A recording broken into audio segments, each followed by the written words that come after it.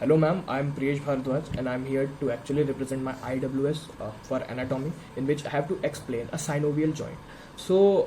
Before we proceed, I would like to actually tell what exactly is a synovial joint. So synovial joint is a joint which actually allow movement in our body. There are various joints in our body like fibrous joints and bony joints which actually don't allow movement. But synovial joints are the joint which allow movement in our body. And synovial joint actually consists of a few parts, and which is actually the articulating cartilage and the capsule and the synovium, the membrane, synovial membrane, and the synovial fluid, which is actually present in between the joints. And for my this IWS project, I have taken this example of saddle joint. And before we proceed, I would like to tell that there are different type of synovial joints. There are actually six type of synovial joints, which are for first of all very common is an ball and socket joint, then which is present over here, I mean in our shoulders. Then there is hinge joint, then there are pivot joint, condyloid joints, and gliding joints, different saddle joints, which is also known as cellar joint, which I am taking. And I have taken this the joint in our thumb, the metacarpal one, and the trapezium joint, which is present in between over here. And that's why I have highlighted a few muscles also, like flexing polaris brevis over here, and then opponens polaris brevis, then different open pollicis. These muscles I have actually highlighted just to briefly explain the movement of flexion, extension, flexion, extension, abduction, adduction, and the circulation, and then this opposition movement with the fingers. And this is how it will go. Right now I'm going to change my camera view so that I can actually explain all these movements. So basically I'm going to talk about the first carpometacarpal joint, which is a form of synovial joint known as saddle joint or the cellar joint. And it allows various multi-axial rotations and wide movement in all direction, and it is formed in between the trapezium from the proximal part and base of the first phalanges in the distal part. So basically this joint is over here, and articular surfaces are concave and convex, and vice versa for the lateral parts. And it also bears a joint cavity over here, which actually separates it from the other carpometacarpal joints. Now these joints actually allow a lot of movement, and it allows a few isolate movements such as flexion, extension, and then abduction, adduction. Adduction is actually moving away the thumb from the part, and other movement also such as opposition, which is actually opposing these fingers, and the circular motion. So since it is actually a saddle joint, the circular motion isn't actually a circular motion, it is conjoint action of these rotations. So when we say that we are doing flexion and extension together, it is actually giving a conjoint rotational motion. It isn't actually a rotational motion, but a conjoint rotational motion. It isn't purely a rotational motion.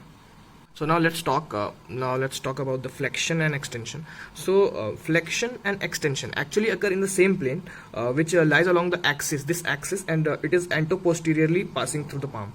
And this is how flexion and extension works. And as I've told, that flexion and extension together form a conjoint rotational movement. So now talking about the adduction and abduction. So this movement is actually in a plane which is 90 degree to the palm, and it is done like this: abduction, adduction, abduction, adduction.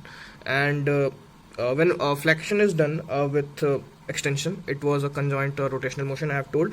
And since it is a saddle joint, it will be not producing isolate rotational motions. Now I'll just explain a few movement with the muscles involved in them. So now first of all I'll talk about the flexion and extension. So this actually involves for flexion, it involves flexor polaris braces and other few muscles, which is actually this blue line, and along this blue line, and posteriorly it is along this line. The blue color muscle is the flexor polaris braces, and in the longitudinal also it is present over there, and it can be actually felt when this movement is done. And for the extension, abductor polaris is responsible, which is this pink line over here, abductor polaris over here.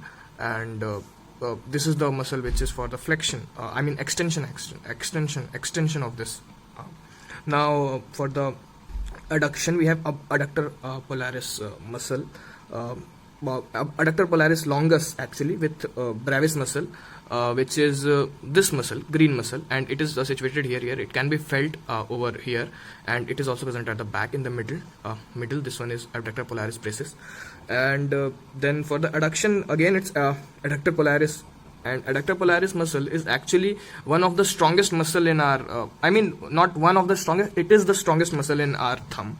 And for opposition, adduction is actually for opposition actually we perform adduction. First of all, whenever we do opposition, first of all we perform an adduction to actually pull away our finger from our thumb away from our palm, and then we actually pull it with the help of adductor polaris and longus brevis. And then the pushing part is actually on the flexion polaris brevis, which is this blue muscle I've told earlier, and this is opens polaris, and it is also a very good important muscle for doing the flexion and extension work. Now since a circular motion is carried out in all the planes, it is actually conjoint motion of all these muscles involved, and this is how the muscles help in movement of our thumb, which basically has few movements which I have already discussed. Thank you, ma'am.